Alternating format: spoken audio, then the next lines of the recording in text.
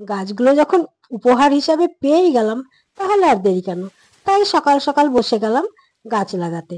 যত তাড়াতাড়ি গাছ লাগাবো তত তাড়াতাড়ি ফুল দেবে। শীতের মরশুম, যত রং বেরঙের ফুল গাছ লাগানো যায় ততই ভালো, দেখতে সুন্দর লাগবে। তো আমি দুটো বস্তা নিয়ে বসে গেছি। এখানে একটাতে আছে গোবর সার আর একটাতে আছে মাটি। এই দুটো জিনিসকে আমি এখন ভালো করে মিশিয়ে নেব। আর আমার পদ্ধতি ঠিক না ভুল, দর্শক বন্ধুরা কিন্তু অবশ্যই কমেন্ট করে জানাবেন। যদি ভালো হয় তাহলেও জানাবেন, যদি খারাপ হয়, ভুল হয়, তাহলেও কিন্তু জানাবেন। তাহলে আমি শিখতে পারবো। আর আমি কিন্তু কোনো প্রোটেকশন নিইনি, কারণ আমাদের চাষি ভাইরা কত সুন্দর মাঠে কাজ করে, তারা কি প্রোটেকশন নেয়? কিছুই নেয় না। আর আমি তো আমার বাগানের কাজ করছি, নিজের বাগানে ফুল ফোটাবো, তো কি প্রোটেকশন নেব আর? তাই খালি হাতেই লেগে পড়লাম। আর এখন ভালো করে মেশানো প্রায় শেষের পথে।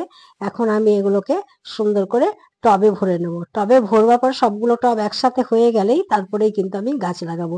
তো মেশানো হয়ে গেল, এখন আমি কিন্তু টবগুলোতে ভরে নেব। টব অনেকগুলোই এসছে, গাছও যেহেতু অনেক আছে।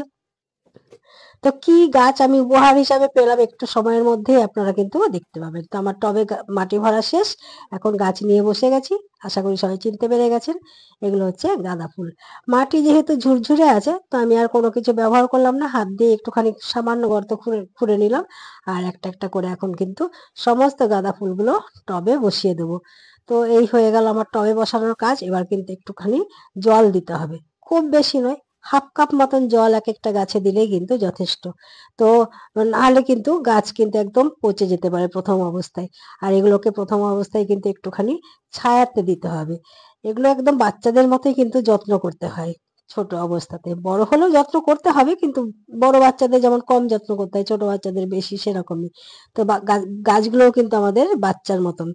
আর দেখবেন যখন ফুল ফুটবে তখন মনের আনন্দ কিন্তু আলাদাই থাকবে, যে নিজের হাতের গাছ লাগানো সেই গাছের ফসল, ফুলটা একটা ফসল। তো আজকের আমার এই ভিডিও আপনাদের কেমন লাগলো অবশ্যই কমেন্ট করে জানাবেন, সেই আশাতেই রইলাম। নমস্কার।